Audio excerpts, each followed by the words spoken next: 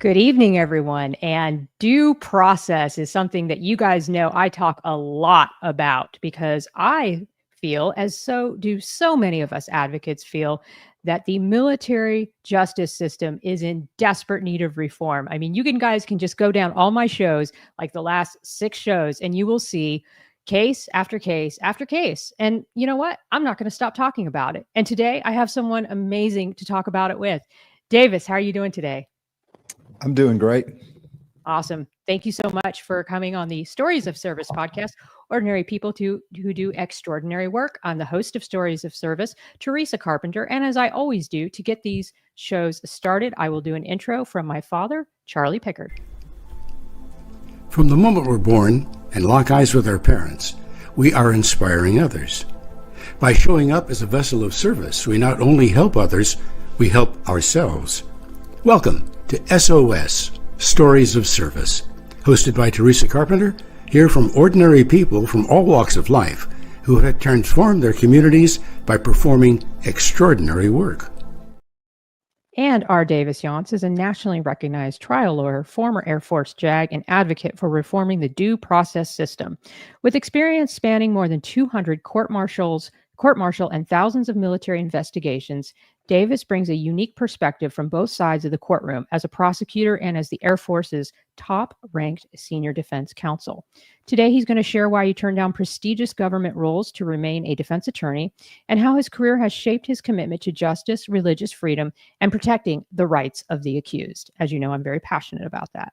His insights shine a light on systemic issues in military and civilian courts, and he offers bold ideas for ensuring due process is respected in every case.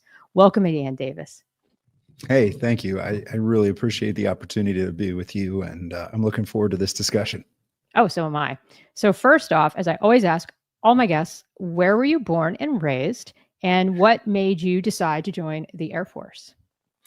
Yeah, so I was born in Oregon, grew up all over, actually learned how to talk in a small town in Mississippi, and then graduated from high school in Marshall, Michigan. So kind of all over the United States growing up. I was in law school when 9/11 happened. So kind of from a young age, I was very passionate about the law. My parents dealt with some legal issues trying to advocate for religious freedom and homeschool freedom when I was young. And so that got me to law school. And 9/11 happened when I was in law school. And for me, maybe I was naive in some respects at that time. I was kind of a true believer, but I felt like, hey, my country needed people to serve. And so as soon as I graduated from law school, I joined the Air Force JAG Corps, and that's how I began my military service.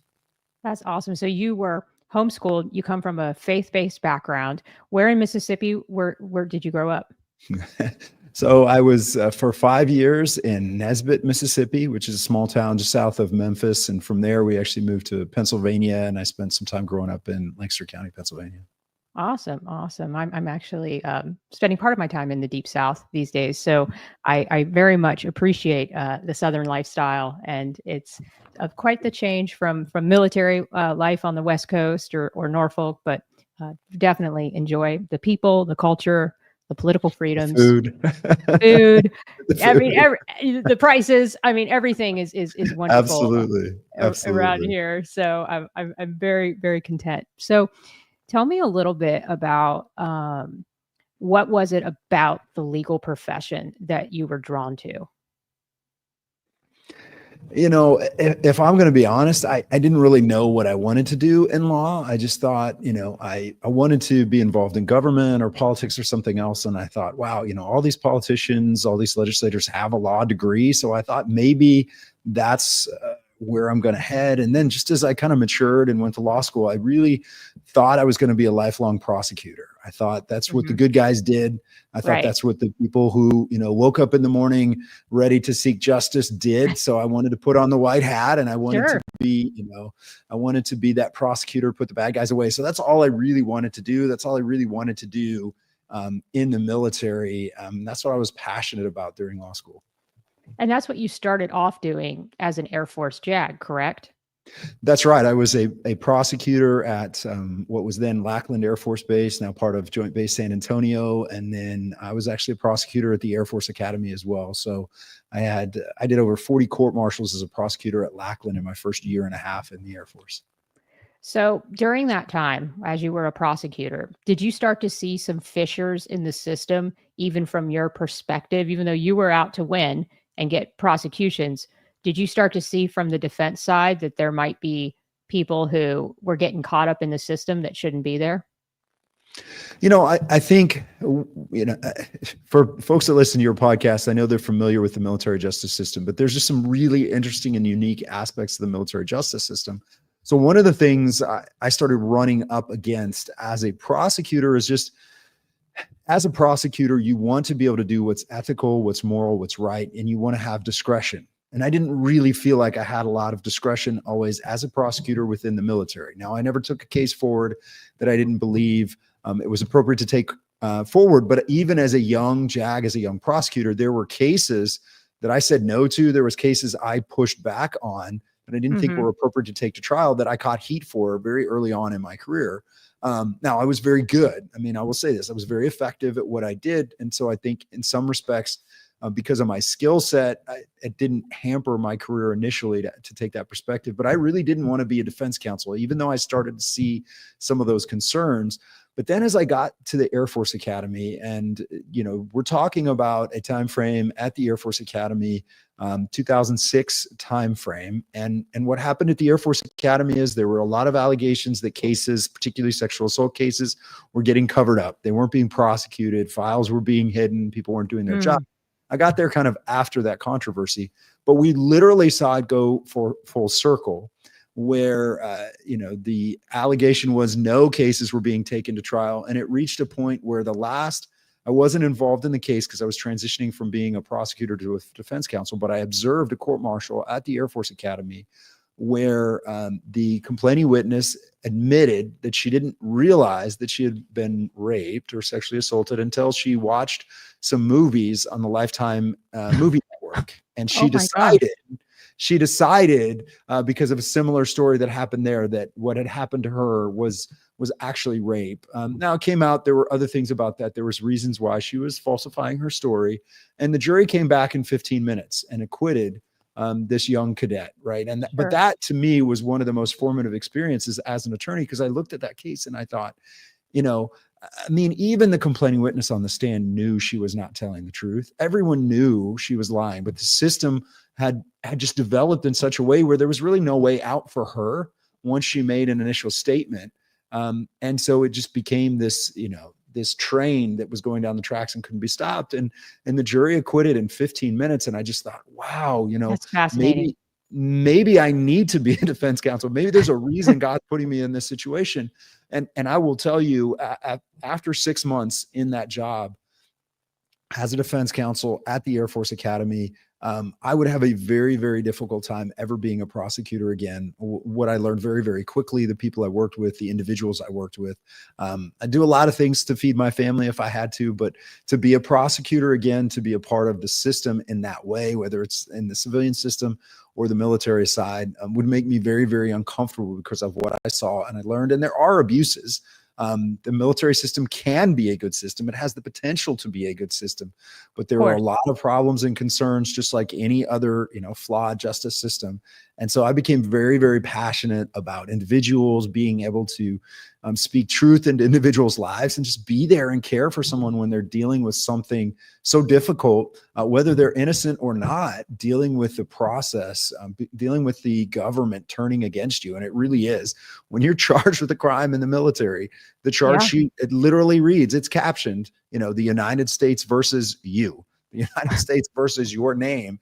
Right. And so that's what you're facing. So it's a really just an amazing blessing, a wonderful thing to be able to represent folks like I had the opportunity to do both in uniform and after I took the uniform off. So I'm fascinated that you were at the Air Force Academy, especially because I just hosted Adam DeRito on my podcast. And I don't know if you're familiar with him or his story, but he has had a campaign for many, many years to clear his record at the Air Force Academy because he was actually a OSI agent. I have a whole podcast on it where he's talked about this issue, and he's echoing exactly what you're talking about with some of these sexual assault cases that he was reporting on that was happening. I believe it was with the football team, if I remember correctly. And so he is echoing exactly what you're talking about, that there were these cases that sadly were not being prosecuted. And that gets into a really specific question about convening authorities. So I'd love to kind of start there. I just like to get right into it, right into the meat absolutely. of what we want to talk about. Right. No. So you bring up this really interesting thing about the military justice process, and it's always been kind of this struggle, right? It's been a struggle really since the first American Army, the first Continental Army. George Washington was the first one to create a JAG and have a JAG Corps.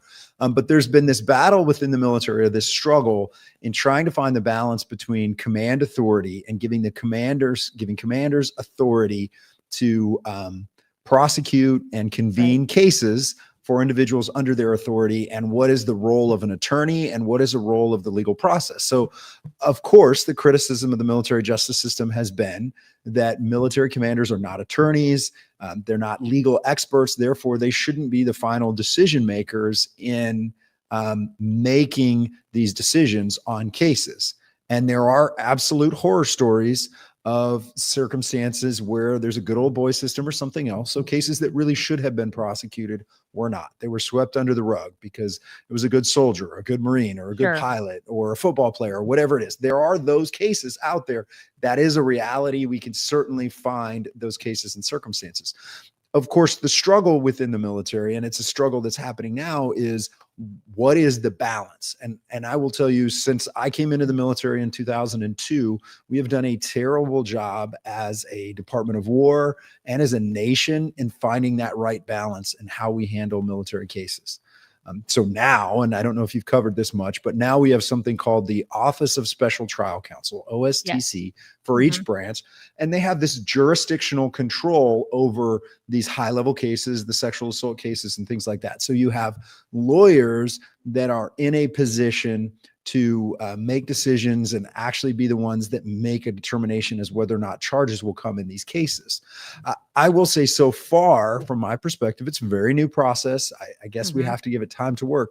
It's not working well. So yeah, that's what I was about to ask. Like, is it unbiased? Are they really going differently? Like, if the convening authority is like, prosecute, is the Office of Special Trial going, no, we have the legal expertise, and this is a case that will not meet the bar of evidence, or the standard of evidence. I'm sorry, I'm still learning my legal. That's all right. No, you're good. No. So really, what's interesting, right, is we've moved to two different standards, right? And this is where we can kind of get into some of the details. But really, for a convening authority, for a commander, they're the decision maker, and they're being advised by a JAG. And so the JAG's role is to talk about the case, talk about the facts of the case, and really legally advise the commander. But then the commander has to make a decision. What's the right thing to do in this case? Is it right or wrong to move forward?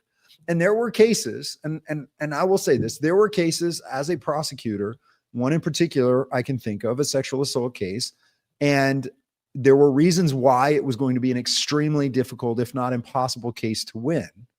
But it felt right to move forward. It felt like it was a legitimate claim. There was reasons why the credibility was there to move forward. So the commander did. I think now OSTC wouldn't necessarily move forward on that case because their chance of win, they look at it differently. They have to have a reasonable chance of success at trial. That's the standard they have to look at. Can this case actually be won? Now, there's some background as to kind of how we got to OSTC. So I think in principle, it could be good. I am wary of any scenario where we do two things. One, I don't like the idea of taking authority out of the hands of military commanders and separating them from the justice and discipline process, because they're not going to want to worry about it anymore. So all of a sudden you can have this scenario where commanders aren't paying attention to justice anymore. And I don't think that's a positive thing. I am also wary of sort of consolidating authority in an office that can be highly political and is sort of run out of DC, right? So And in some respects, although not always, if you have commands that are convening authorities that are dispersed throughout the world, they're not all that close to the flagpole. OSTC is very, very close to the flagpole. And that concerns me when we look at sort of the political ramifications of what happens. So those are some of the concerns I have. And again, I think some of the people that push hard for this, I don't think have always had necessarily the best interest of military justice in mind when we created this new office. So we'll see how it does. But so far, all it's really done is slow things down. Right. I mean, giving the decision to prosecute or not prosecute into the hands of commanding officers, the argument that I have heard from many of the people that come on my show, especially now with those who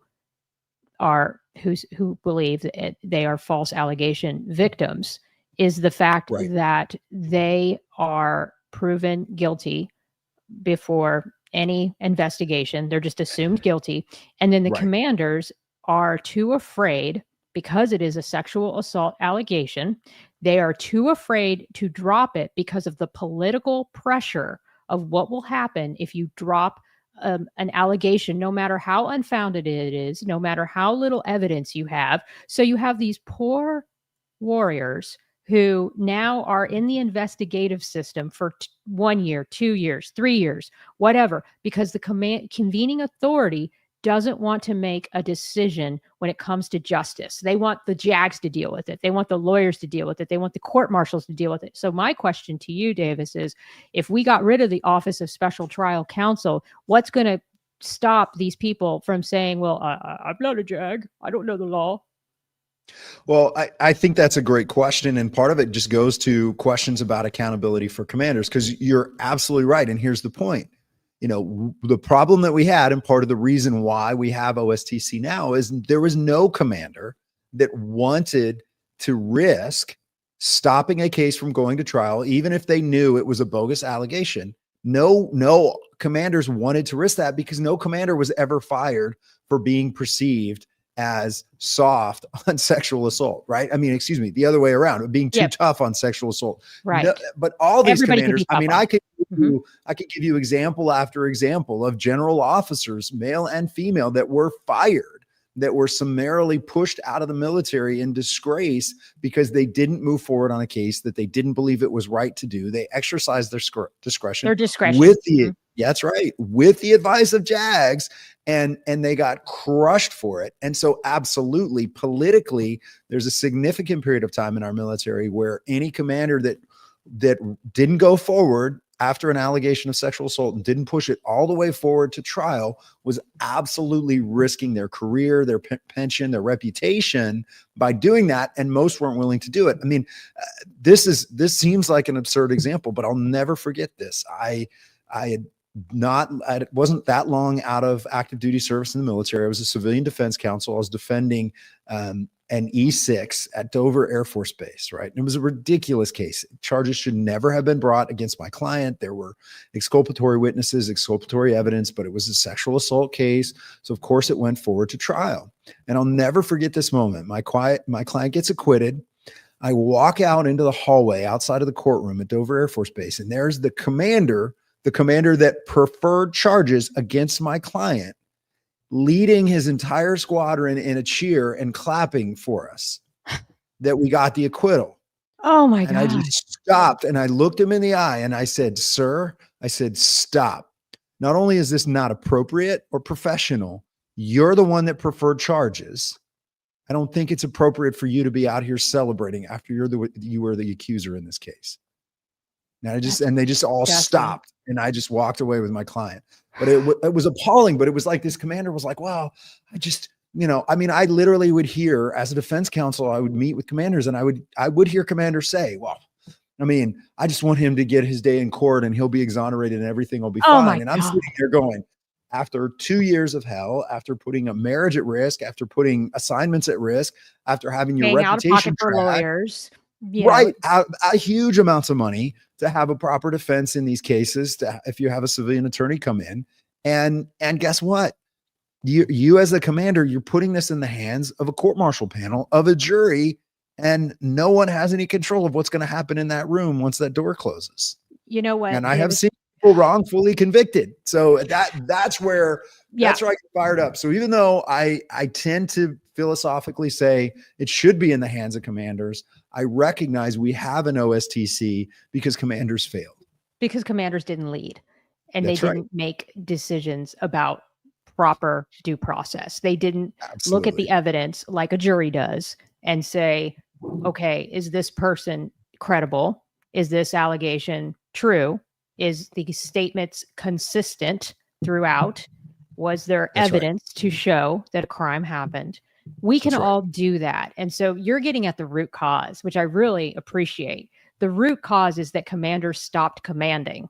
And so because of that, they decided, let the courts deal with it, because it was politically suicide. It was political suicide to drop certain cases because of how it would be seen. And I think that's disgusting. I mean, that's just my personal layperson's opinion. I can say that. I think that's a shame. I absolutely agree. And I absolutely agree. And that's why we have so much congressional involvement. That's why we've had so much congressional oversight. It's why we've had the Office of Special Trial Counsel. But here's the other thing that I think you'll actually really appreciate. And I don't think this is talked about enough, because this is where I get upset as well. Quite frankly, we're not being fair to the people that actually have been sexually assaulted, that are actually real victims in the military, when we take all of these bogus cases forward, because it creates cynicism. And I've seen this. It creates cynicism within the military. It can create cynicism within military panels, but it also drags people who shouldn't be dragged through a process to get there. I mean, I have seen cases where, the complaining witness in a sexual assault case, something bad happened to them, but their case is not one that's going to result in a conviction, right or wrong. There's a problem with the evidence or something else. It's not going to result from a conviction. It does them no good themselves to be drugged through 2 years of an investigation, to be forced to go to trial and testify, to have their privacy invaded, to be subject to cross-examination. None of that does anyone any good.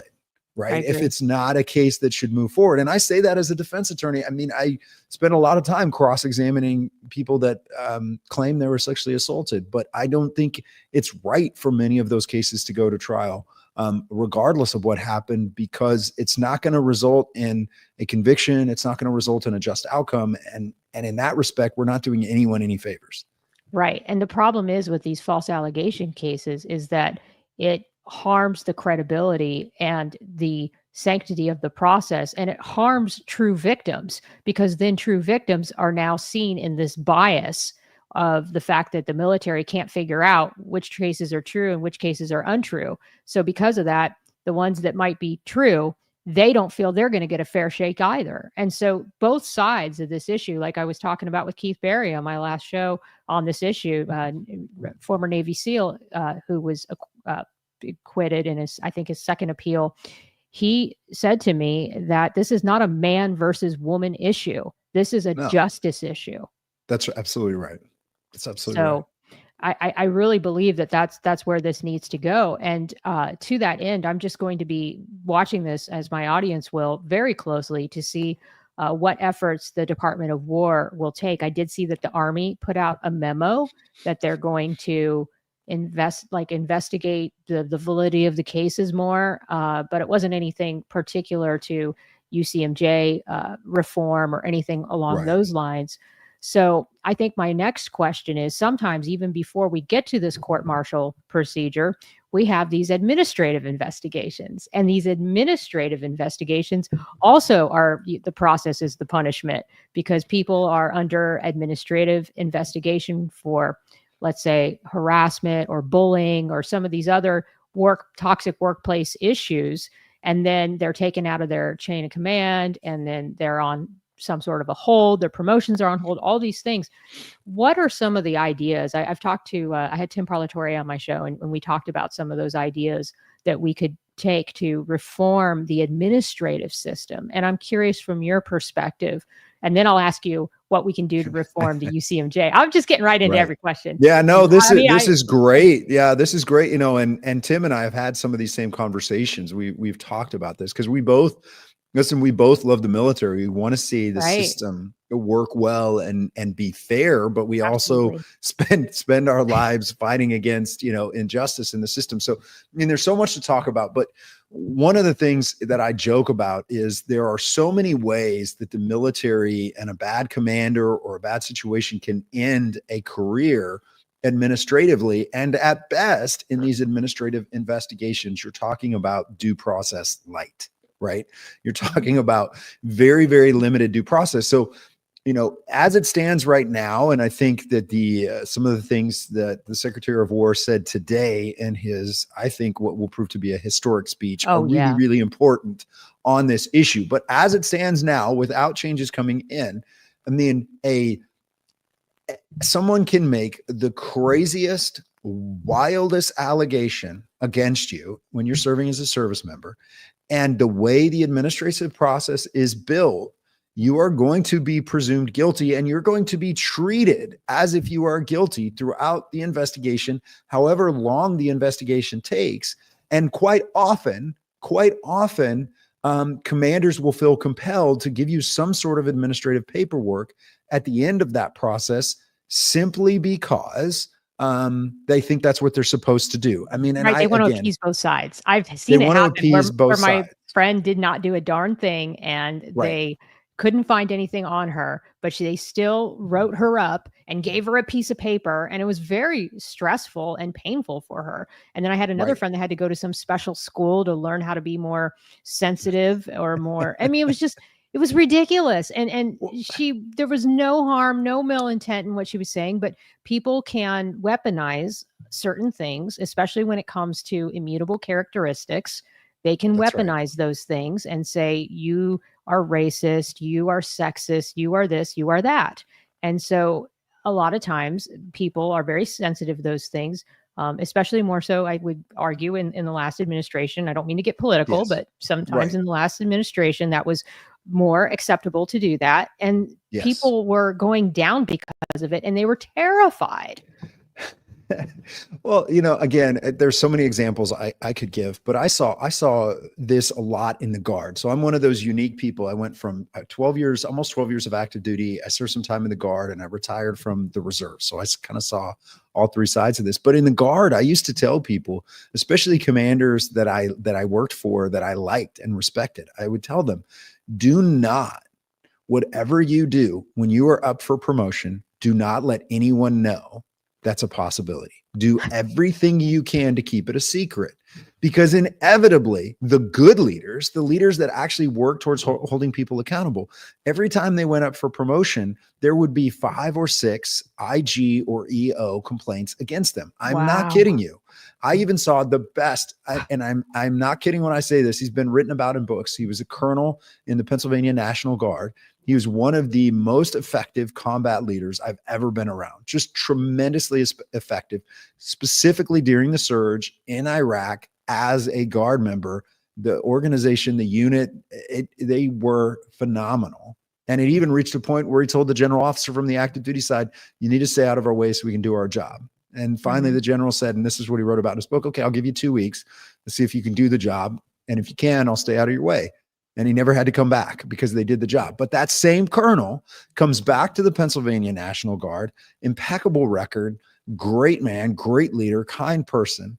And I kid you not, he never got promoted to 1-star because they started 10 or 15 different IG complaints against him. And he was found substantiated to have used government resources, because he once used his government cell phone for a personal call about an investment in a franchise. And he sent an email to a couple of folks that were investing in a franchise with him. He sent one email, and it was responding to an email they had sent him to his work email to say, please don't send me any more emails at this address. Use my Gmail address. But that resulted in 2 substantiated IG complaints for misuse of government resources. And it became political then. And he never got promoted, never got a star. And so he just retired and took a better job anyway. And you know what's so sad? We just lost like a kick-ass warfighter. And that's what Right. pisses me Well, off. that's what frustrated me. I mean, I got to meet the guy, but I'm just like, what he was able to do, particularly, as a guardsman, particularly during the surge in Iraq, it was just phenomenal work. But, I was laughing listening to Secretary, the Secretary of War today, Hegseth, because he was talking about things like physical fitness. And I was laughing because the first time I was ever quoted in Stars and Stripes for a case I did, it was in Italy, and it was an Army case. I was defending an Army E8, this phenomenal female NCO. And one of the things that ended up on a charge sheet was for her bullying and maltreating her troop, her soldier, because the allegation was she called her soldier fat. Well, so I was quoted in the Stars and Stripes as saying that our defense was that the soldier was in fact fat. And my point was, and I did say that in opening statement, I said, look, the facts are that according to Army standards, this troop was not in standards and was therefore deemed over height and, over the height and weight standards, was not, and so it was, well, the Army says you're fat. So I was misquoted, but it was funny. But even, Secretary Hegseth talking about that today. And I say that matters because during the last administration in particular, and we saw this some in the Obama administration as well, was that bottom line is that these investigations were able to be weaponized. And the bottom line is, if you were a military leader that started to hold people accountable, that started to, have a set of standards for other individuals, you were subject to a weaponized investigation process and you could be fired. So what happens in an environment like that? You lower your standards. You lower your standards. And guess what? It's only the squeaky clean people who have never held people accountable, who've never made anyone sad. Leaders. That's right. Who never held people to the standard. Who play both sides. Bureaucrats. Those bureaucrats. This is the softies who play both sides. Those are the ones that they're get the promoted. ones that climb to the top. Because I will tell you, I've been a victim of this myself. I learned real quick when I was the public affairs officer on USS Nimitz that complaints could be weaponized. And if you tried to hold someone too accountable, then they would just go crying to somebody else. And I realized that my leadership didn't have my back. And that was a very important lesson to get as an 04. And so what did I do? I lowered the standards. I stopped demanding all the media products that I was demanding. Like I had everybody on a tracker. I was like, we're going to do 5 photos a day. We're going to do 1 story a week. Right. I mean, I thought like, this is reps and sets. This makes you a better communicator. This makes you a better storyteller. Nobody saw it that way. They hated that damn tracker and they hated that spreadsheet. And my division officer, who will remain nameless, she found a way to fight against me and to get to my executive officer. And what did I do? I got a letter of instruction about all these other things that I refuted. I refuted it line by line. And he said, just take the letter of instruction as written. So I did. And I lowered my standards. And the next thing I know, my chief, who plays both sides, told me the morale has gotten so much better. It's so much higher lately. And I was like, you guys know what I did.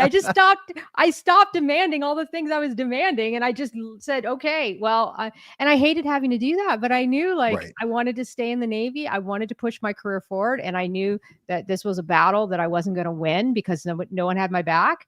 And so I just stopped, and I was sad because I felt like they could have gotten a lot better and we all could have gotten a lot better. And I love my craft. But it was just not worth it. And I feel like that's a microcosm of what happened to me there. That because when I got to NATO, I got real smart and I was like, okay, I'm just going to lower because you can't ask people for too much because they can always weaponize the system.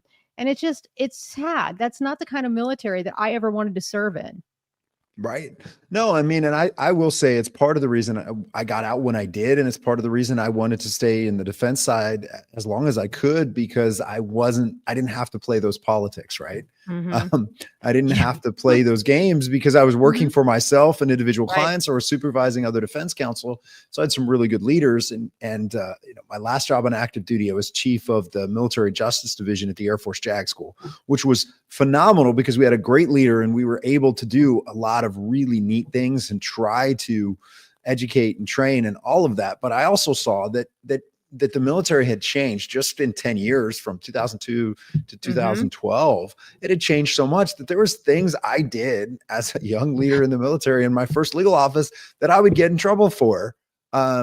If someone didn't like it. I mean, I used to walk out and it's just a legal office. I get that. We're not the war fighters. I understand that, but it was busy. We were extremely busy at Lackland Air Force, busiest, Air Force legal office in the world. Our ops tempo was crazy. There was long hours to get things done. And, I would do things in the middle of the day, like go out into this like bullpen area where all the paralegals were. And I'd be like, all right, I don't hear enough typing. Everybody on the ground, give me 20, right? Like I would do, and I wasn't really punishing them, but I was just trying, like, I knew we were working so many hours. This is the Air Force. You don't take time out to PTE, right? Right. At least until today, maybe, right? Today, that's changing, but that's right.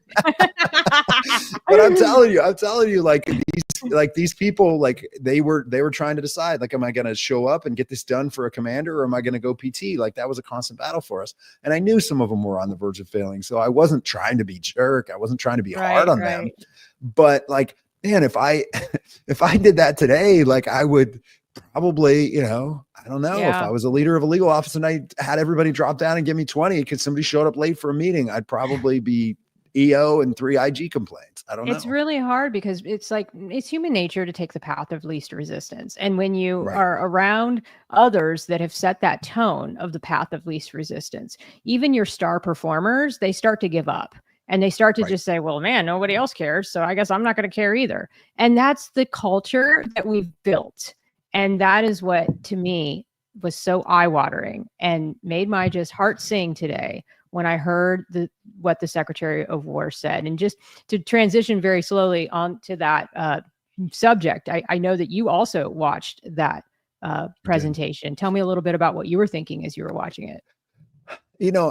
So many thoughts. I think that there is, and it's hard when we have spent the last couple of decades fighting the kind of wars we've fought, and then seeing the way we left Afghanistan, because that was an absolute and complete disaster.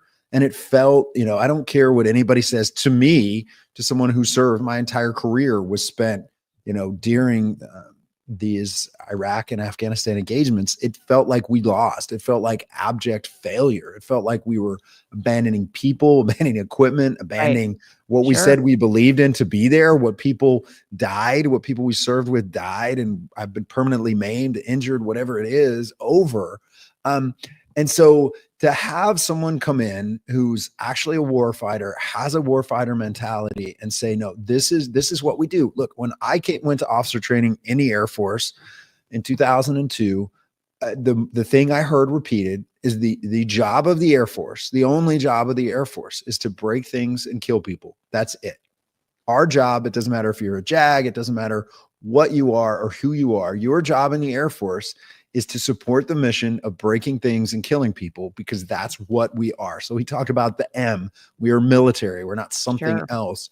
That's absolutely what we're supposed to be. And the Department of War has become a huge, bloated bureaucracy. It has grown wildly. And really, it doesn't feel like it's about the warfighter. It feels, I think, again, towards the end of my career, and I don't know how you felt and experienced this, but far too often it felt like everything but actual combat training, everything but mission focus, everything but actually getting in shape so that you can do your job effectively in austere environments. Everything else was a priority. Computer-based training, all of these things, just ridiculous. So the things I was hoping to hear, the things I wanted to hear are standards matter. Due process matters. Yeah, and he said all those things. We're not going to destroy real leaders and good leaders just because they say something that makes someone sad. Right. It was crazy. Like, and he even addressed, and this really made a PIO's heart sing when he addressed the rude conduct online. And I know you had an amazing podcast with Chase Spears, Finding Your Spine, where you guys went, and I'll actually link to it in the show notes, where you guys did a deep dive on military members' disrespectful conduct online. And, there's people on the other side of the aisle, which this should not be a political issue at all, who try to say this is a free speech issue. And I'm like, no, celebrating the murder of a civilian who exercised his free speech and spoke up about the things he was passionate about, celebrating him being killed is not free speech. And that is not the kind of conduct that our military members should be using. And if us veterans have to shine a spotlight on their public comments and expose them, then so be it. We'll keep doing it because we've got to fix it. We've got to fix that. And that goes back to the warrior ethos and the professionalism and everything that we're seeing the Department of War trying to get after. Yeah. And it really is about standards and accountability. What we should want from our military officers and our professional soldiers is the highest standard. That's why it's a crime under the Uniform Code of Military Justice to engage in what we call conduct unbecoming an officer and a gentleman, right? That's a crime in the military, and it is defined as doing things that fall below the expected standards of decent moral conduct for a human being. Right. And so I mean, just by virtue of putting on the uniform, and again, especially speaking to officers here, like there is a standard you're expected to hold to. Why? Because the American people are trusting you with the ability to be devastating in war and actually take lives. And so you have to have character. You have to have standards. You have to have accountability. Absolutely. Because our expectation is when our nation goes to war, we're going to do so in a manner that is just and right and morally justified.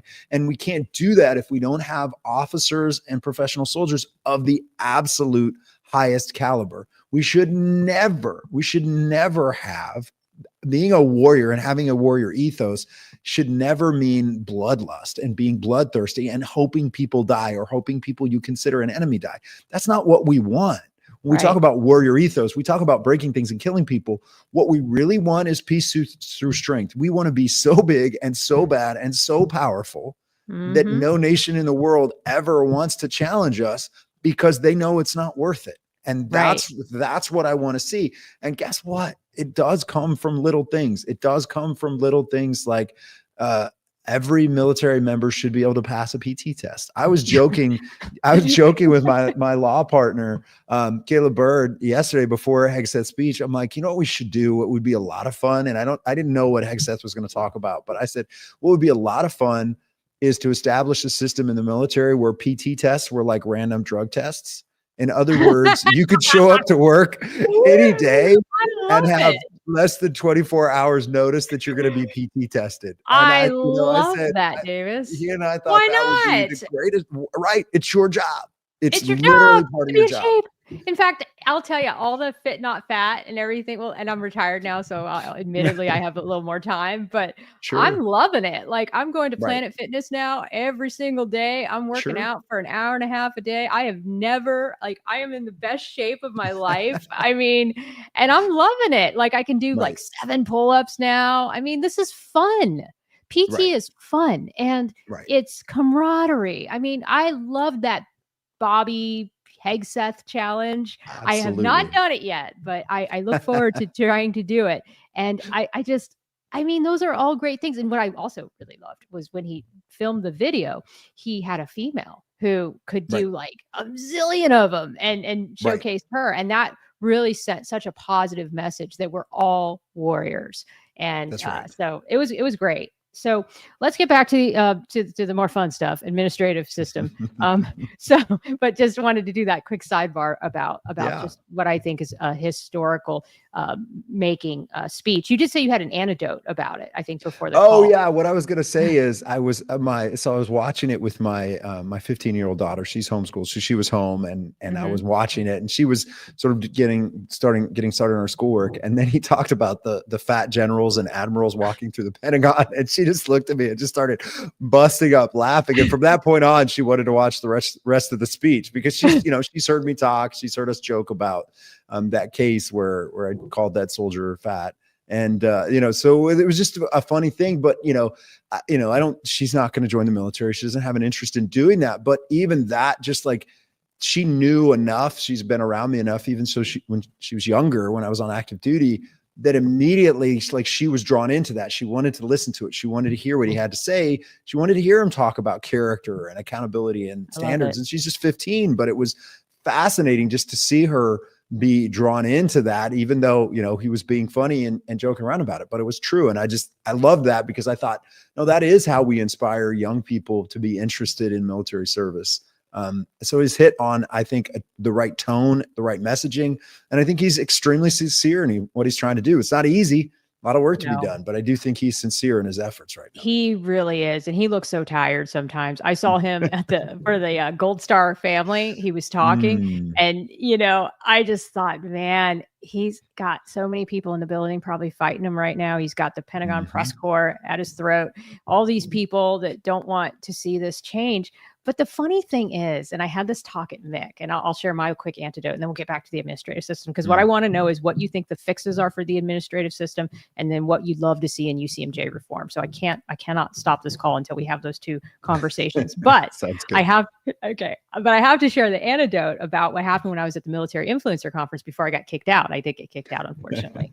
But before I was kicked out, the night of the social, I was talking to a Veronica. I can't remember her last name, but if she's watching, she knows who she is. She is a Navy recruiter, and she's very active on social media. She's a full-time recruiter, and she's got a huge social media following and all these things. And she was very active in the last administration, posting. Everyone knew who she was. She went to a lot of recruiting events and a lot of stuff for Navy ambassadors.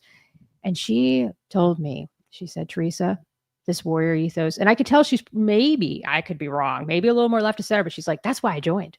I joined for the warrior ethos. And then I had somebody else, I won't say who it is, who definitely is more left of center. And she said, Theresa, sometimes it just feels like people just want to be victim. And it shocked me. I was just like, it's like they want to be stronger. They want to be better. They want to have standards. They want merit, even if they're on the left. And I thought, like, this is why we need these in-person conversations. This is why I shouldn't have been kicked out of MIC after I gave a presentation saying we should talk more. Like, this is why, because I believe there's more that we agree on. There's more we have in common than what the media and the haters online like to say. Like, when we're face to face, I believe those are where the connections are happening. So that's just my personal opinion, but I don't know how you feel about that. No, I agree. And I think that can be a positive change we're seeing. And I think in some respects, the younger generation respects that. It's about the warrior ethos, but it's also this idea. And again, I don't want to go down too much of a rabbit hole on this, but we have made heroes out of victimhood, right?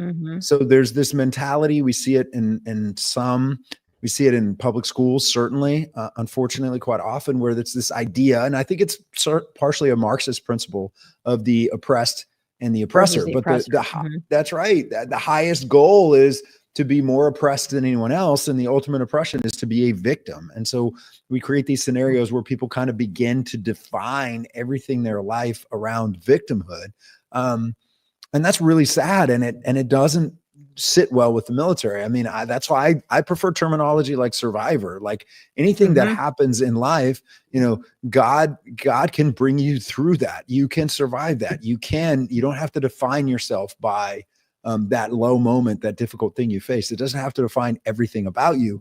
But we've developed, I think, Marxist principles in large part are part of it, but we've developed these ideas in the military that reward victimhood to the point where there's no accountability, but also you're just rewarded for it. And when I say rewarded for it, someone who claims that they were sexually assaulted in the military can then claim military sexual trauma and potentially get tax-free VA disability benefits for the rest of their life. For the rest of their life. Tax-free for the rest of their life for making a claim of sexual assault, regardless of whether it ever goes to trial or anything else. They can claim that. Now, there are people that deserve that. There are people that do suffer from the effects of that 100%. But there are also people, and I've met some of them, terrifyingly so, because I've been defending my clients against their false allegations, that would absolutely lie and say they were sexually assaulted for a lot less than that, but certainly that much. Absolutely. And that is part of the problem, is that these cases need to be investigated. And I call on the Department of Veterans Affairs, who've been very good to me, and I'm very happy with the VA. And they need to look at some of these cases. And I know it's not going to be politically fun. I know it's going to be hard, But I think that Doug Collins is doing a great job. I did get to see him speak at MIC, and he really sent a lot of great messages out to the veteran community. And I believe that it is the veteran community that can speak up and speak out about this, because false allegations are not just sexual assault. I mean, I was falsely accused of housing fraud through a female naval officer's Facebook page. I mean, Right, there's right. there's false Absolutely. allegations everywhere. I was falsely accused last week of passing along contact information without somebody's consent. People Right. can say whatever they want. They can falsely accuse you of anything. And you really have to be very smart about the way that you defend yourself. And we need, and getting back to the administrative fixes and the UCMJ fixes, we need a system that's fair. And that when Right. someone is accused of a crime, they know, or accused of workplace bullying or whatever the issue is, they need Right. to know that they're going to be safe, because we're not That's going to right. have people that want to join a military if they're knowing from their parents or from their friends that this is not a safe place to serve, because they're going to get raked over the coals if they get caught up in this system. So tell me a little bit about what you would suggest if you were king for the day. What you would suggest to try to remedy some of these issues within we'll start with the administrative system. Yeah, just from a procedural standpoint, I think there are some small things we can do to make things better. I mean, one of the things we need to do is just emphasize at every turn, any type of adverse action, any administrative investigation in the military, it needs to be based on absolutely credible, verifiable evidence. And there should be a high threshold for the investigation even starting. Not necessarily to make things difficult for people to file complaints, but that's not our problem right now, right? We've got a weaponized system right now with far too many false complaints. So we need a system where there's actually real checks at the beginning before the investigation picks up steam and moves forward. The other thing that we need to do is very simple, is we need to do things like include clear defenses within the military system that actually matter, especially on the administrative side. What do I mean by that? Here's an example. Again, this is an idea that my law partner, Caleb, and I were talking about today. He came up with it, but he said, hey, it should be a defense to an allegation of hostile work environment, bullying, or harassment. The defense should be adherence to military standards. In other words, if I am a leader and someone says, oh, you're bullying me, right? Because I was upset that you showed up late to work, or I disciplined you for showing up late to work, or abusing leave, or leaving early, or taking a long lunch.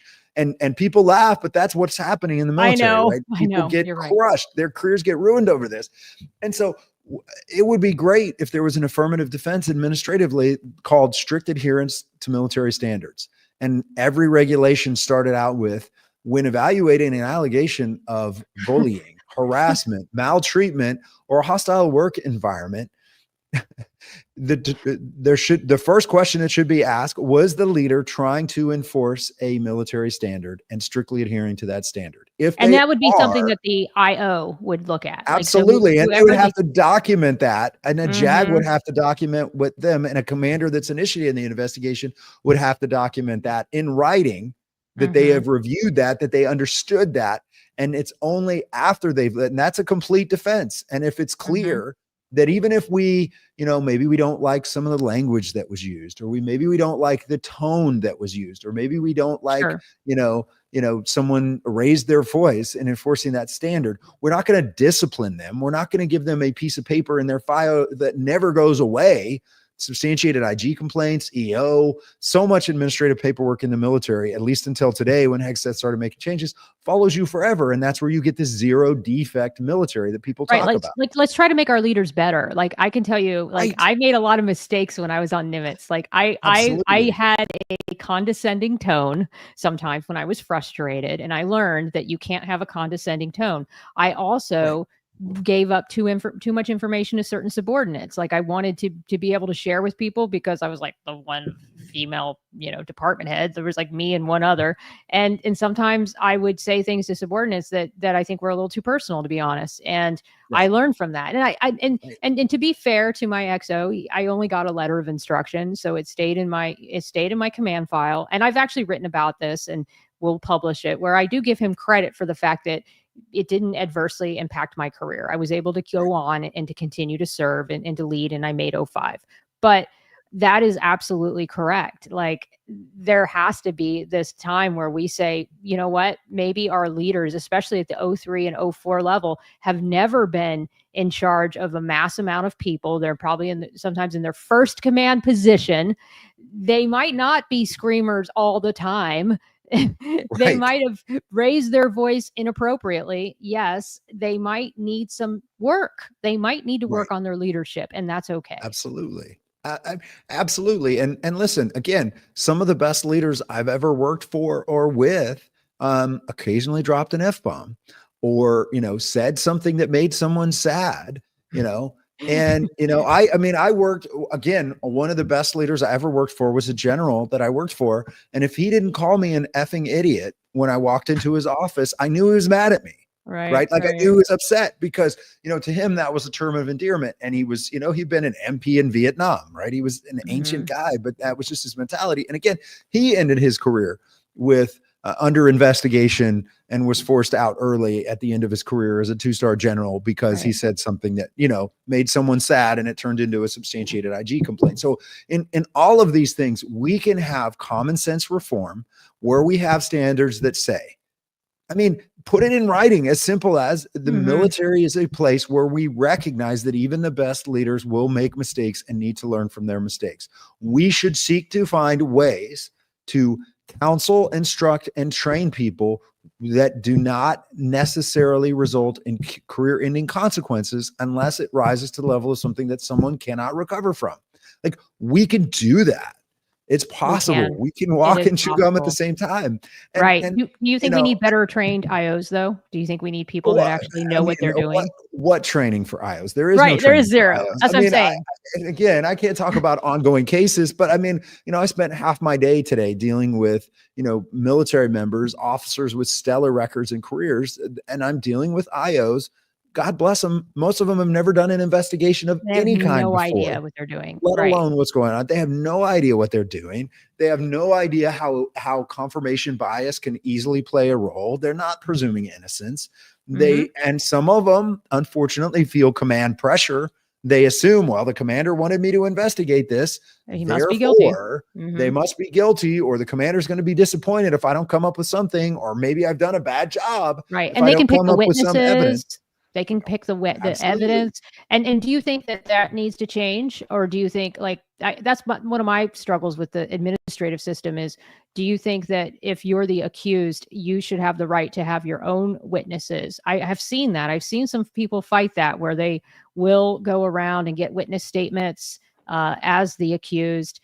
But I believe those witness statements that the accused goes and collects should also be part of the investigation. Well, absolutely. I do that all the time with my clients. And I've also been accused of trying to obstruct justice by conducting my own investigation, right? Like, how dare you interview witnesses that might have a different version of the event?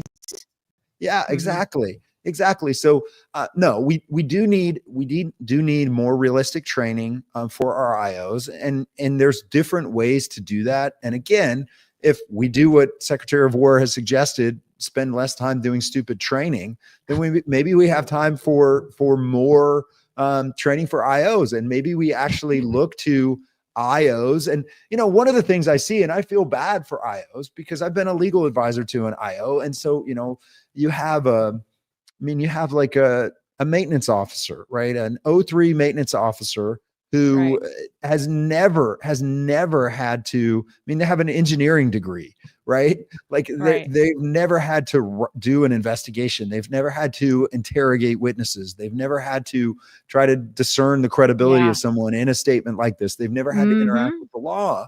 And they don't have the tool set to be effective at conducting these investigations. So I do think that there's a lot we could do in the way we train IOs. We can think of it as an additional duty. We can take it much more seriously. I think that's not unrealistic if we do this well. But the other thing is, we just need to have a higher standard before we start these investigations.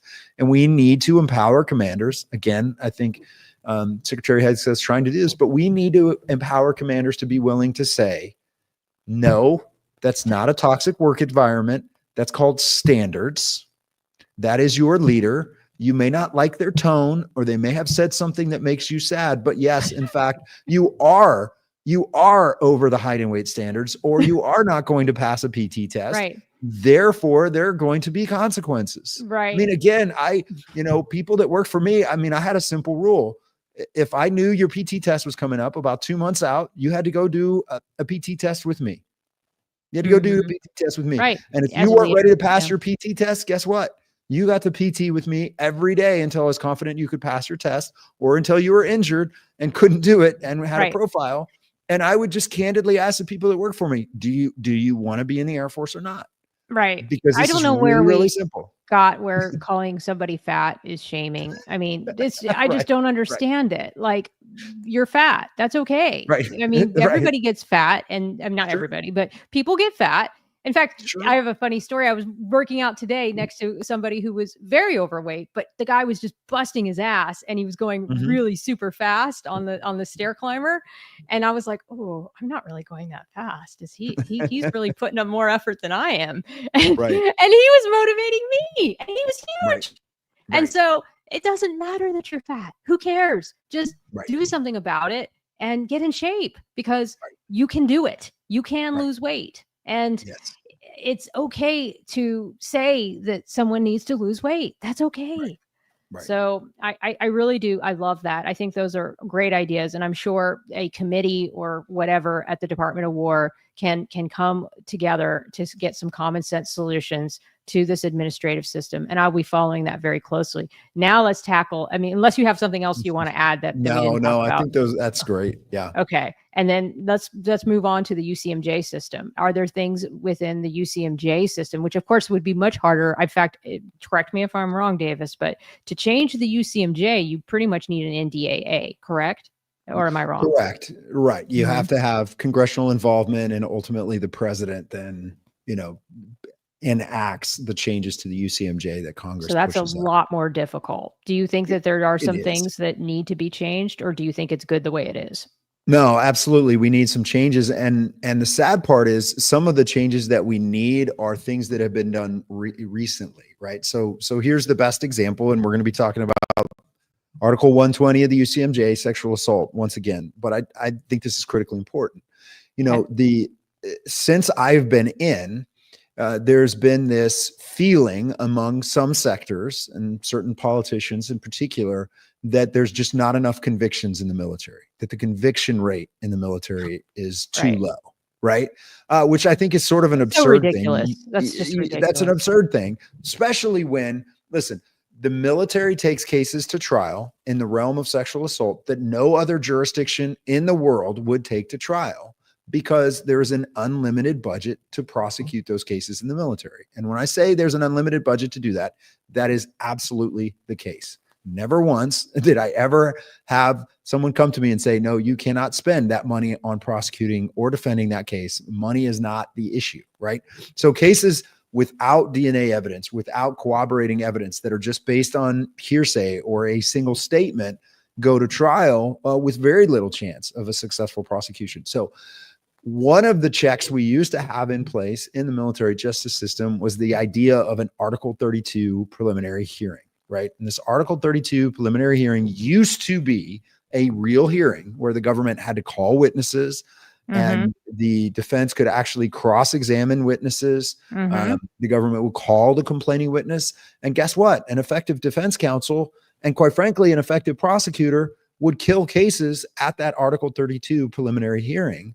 And it wouldn't move forward to trial because it was not going to be a successful prosecution, or there were some other issues with the case, and those came out.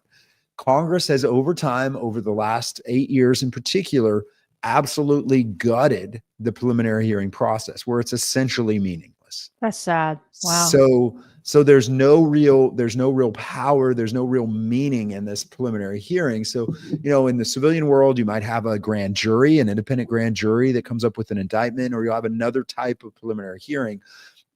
We call them preliminary hearings in the military now, but they are meaningless. They're absolutely meaningless. So, and that could be where a lot of these cases stop. That could be where people get the. Most of them should stop. It's where most of them should stop, and only the ones that actually have merit, that actually have credible evidence that could result in a sustainable conviction, go forward to trial. So that's one simple thing. And the fortunate thing is there's a blueprint, because we used to do this much better than we do it today. Would you need a NDAA or a law to make the Article 132 tighter? You would. Sadly. Oh God. Sadly, you would. Yeah. Okay. Sadly, you would. But that would be a huge thing. I think the other thing, I mean, there are other simple things that could be done as far as this goes, but I think that's probably the most significant, reasonable change that could be made. Here's another change that impacts both the military, both the criminal side of things and the administrative side of things. And this is a little nuanced, but this is something that I've been advocating for change. I even drafted legislation on this point all the way back in 2015. But something that most people don't know is that merely being investigated in the military, even if you are, so if you're investigated by military law enforcement, even if you are never charged with a crime, titling, even if you are never even given a single piece of adverse action, and you leave the military honorably, you can be what's called titled by military law enforcement, which means you were fingerprinted, and they create an FBI entry in the National Criminal Information Database. So this database run by the FBI makes it look like you were a military member who was arrested and charged with a crime simply because you were investigated. It's a huge problem for veterans. I represent people all the time that deal with this that had no idea that that they had been titled. That's what we call it, a titling action, that they had been titled, and there's this entry. So they go to purchase a gun or get a concealed carry permit. And all of a sudden, some of them have even, almost faced charges in states because they thought they were lying on that form when they said, have you ever been charged with a crime? They get their security clearance pulled because they get accused of lying because this record makes it look like they were arrested and charged with a crime. The same is true, for people who go a civilian job that requires a federal background check. So that's something that can result from an administrative process if law enforcement is involved, or an investigation, again, even if there are no charges or anything else. So that's another change I would love to get more people interested in and talking about, because there's no due process at all. You're not notified that you're going to be titled. You don't know that you were titled. You could leave the military with not a single piece of adverse paper on your record with an honorable discharge. I mean, I've had clients call me that are stopped at borders. Wow. That's because so sad. There's an open federal investigation because that disposition is messed up, and to get it removed is almost impossible. It's almost impossible to get that removed. Even if the whole thing was a lie and everyone knows it was a lie. So that's a huge part of what we do in our practice, is fighting those. And there's been a slight tweak. We pushed through a slight change to the language, but that's something we need to process. No one should be, particularly veterans, should be subjected to something like that without being notified and having the opportunity to respond to it. There's no correlation in the civilian system because you have no idea that it happened, and it literally looks like you were arrested and charged with a crime. I mean, this seems like such an easy fix. Like, this seems like something that, like, what I would say, an easy win. Like, let's get some wins. Like, the Article 32 needs to be stronger. Let's get the titling taken care of. I did do a show on GRAP, the Army program, and that's where I learned about titling. I had no idea. And Gilberto de Leon, he was a major advocate in that process, interviewed several times for Fox. And he was also on my show, along with a lady, I can't remember her name off the top of my head, who was an advocate in that space. And that is such a ridiculous issue. And I do know I think there are advocates now who are working on the Hill trying to undo that process and make it so that those things will get dropped if the case is dropped. So I really hope that gets fixed. Those two issues, what you mentioned there, are just two examples of many. There's probably 10,000 more other things that we could talk about, but I know we're kind of getting, in fact, we're already over time. So I definitely want to try to do my best to wrap this up as much as I can, because there's just so much. There is so much that we can talk about and go into in this process. But is there anything else that I didn't mention for the UCMJ that you want to mention? No, I think that's those issues are ones I see as necessary fixes that are really. I think there could be a lot of agreement both sides of the aisle on getting those Hmm. things done.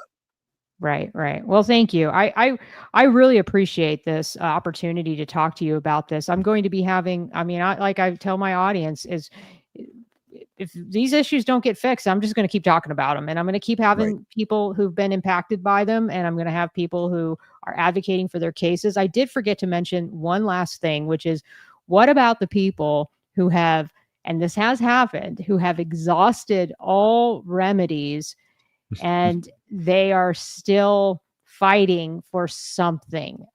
Do you think there'll be any way that the Department of War will take a look at some of these older cases?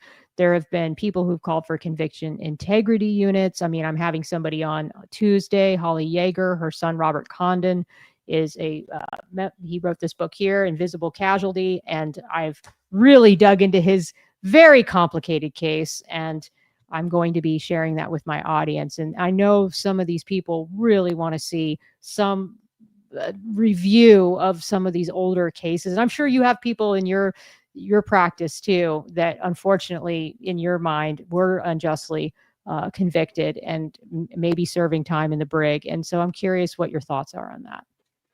Yeah, I think there are some simple things we can do, and we can certainly recognize there are people who are still suffering from clear injustice in the military process, and those things don't always get found out. I mean, the two cases I've been involved with, the sexual assault cases that resulted in convictions of my clients, both were overturned. One was Hmm. overturned within days because we were able to demonstrate the complaining witness had lied and there was a different story. But the other, I mean, my client spent over 2 years in a military prison before the case was overturned. And I mean, it was a simple issue of a juror who we objected to that never should have served on the case. There was a clear bias, a clear reason they shouldn't have served that they did anyway, and it took that. So I do think that, one of the things that can happen with the military justice process is because so few people in the United States actually are serving in the military, it can be such a niche area Right. that Nobody some of understands these it. other reforms, and these reviews, wrongful conviction reviews and other things, we need them. We need them in the military system, just like we do In the civilian world. in Yeah. absolutely. So And- I do think there's absolutely things that need to be done there. The other thing I will say is just there's been such a pressure for increased conviction rates, that there have been small changes to the UCMJ. There's been small changes to review processes at other ends of the spectrum. Those are some of the things I laughed. Hegseth made a joke about, well, let's go back to the 90s. And if this training wasn't necessary in the 90s, right, or I this love policy wasn't that. necessary in the 90s, then why are we doing it now? I don't think we can always look back and say, oh, things were better then.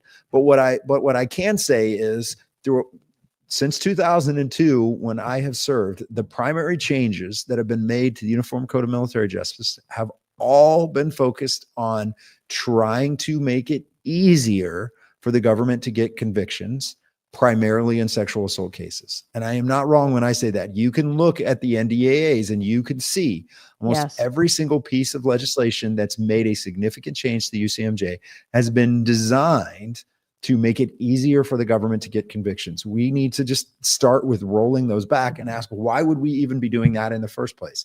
If it's either a question of we're not getting proper training and resources to the investigators and the JAGs that are prosecuting these cases, or we're not taking the right cases to trial. Those are the two simple answers.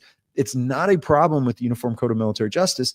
And some of the same people that have advocated for all of these changes in the 90s would have said the military justice system is unfair. It's too easy to get a conviction. So I do think there needs to be some common sense, legitimate advocacy, and we shouldn't be afraid to review it. And we should never say, oh, that's the military. They all have integrity. They all have character. We don't have to look under any rocks over there. And you and I both know that, unfortunately, that's not the case. Right. And there have been conviction integrity units and re-reviews of cases in the civilian sector. So all we need to do is take a page from their playbook and look at some of those processes. And if some of these cases need to be re-reviewed and and brought up again. We need to have those honest conversations. I mean, I can tell you, it is baffling to me as a person who has covered people who say they were victims of a sexual assault, and then people who say they were falsely accused of a sexual assault. When I covered the victims, nobody needle picked my cases. Nobody got into my comments and started reading all the appeals and asking me a bunch of questions. But now that I'm covering more of the victims of false allegations, I'm just getting so much crap. And I'm like, why? Is there a bias? I don't understand, because Right. I've covered both sides of this issue. And nobody ever said to me, well, you're only covering people who've been sexually assaulted. Because I was for years. I've had a podcast for 4.5 years, and I've only done 5 shows on victims of false allegations. I've done maybe 15, 20 shows on people who say they were victims of sexual assault. In each of those cases, I didn't see every single piece of evidence. I didn't have the record of transcript. I talked to the person. I talked to people that knew them. I assessed their credibility as a podcaster and said, you know what? I believe them. Either way, I believe that they were the victims of sexual assault, or I believe that they were the victims of a false allegation. But man, the bias out there is just incredible. I mean, I'm shocked how bad it got. Like I said, it got so bad that I got kicked out of a conference. So, I mean, it's just crazy, and that's got to stop. We've got to we got to be willing, and we got to be brave in person to have these conversations. And that's what I love about what you're doing here today, Davis. So thank you so much. I know we went a little over time, but I believe this was such an important conversation. Oh, I really enjoyed it. It was an honor to join you. Awesome. Awesome. Well, I'm going to meet you backstage to say goodbye, but I will go full screen to say goodbye to my audience. But thank you so much. Is there anything else? Oh, I forgot to say, where can people find you if they're interested in going with your law firm? Tell me a little bit about that. Yeah, so I'm pretty active on X. It's just Davis Younts on X, as well as our website, which is The Military Counsel, so spelled like SEL, not CIL, the themilitarycounsel.com. The law firm is myself. My law partner is a former Army senior prosecutor who I met defending an innocent Special Forces operator at Fort Bragg, believe it or not. Horrible allegations against him. And that's how we met. And then a couple of years later, we joined forces. So we're a small firm, but we focus a lot on obviously court martials, investigations, a lot of records corrections as well. So themilitarycounsel.com. You can follow me, Davis Younts, on X. Awesome. Well, thank you so much. I really appreciate your time today. I know that you have a lot of other things to do than just talk to a podcaster. So I really appreciate that. I will go full screen and I will say goodbye to my audience. But thank you again, Davis. Thank you. God bless. Thank you. All right, guys, that's a wrap for today. But this week I do have 2 podcasts. So on Thursday, I will be having Andy Lindstrom back. Andy is fighting his case pro bono with the National Guard, who he believes, and I believe, wrongly terminated him. And it all stemmed from him being a protector of women who were sexually harassed, and some other things that he saw while he was working there. So he's still fighting the good fight and fighting his case. And so we're going to catch up with Andy, see where he is today, and just dig a little bit further into his case. So as I always stop these podcasts, please take care of yourselves. Please take care of each other. And enjoy the rest of your Tuesday. Bye-bye now.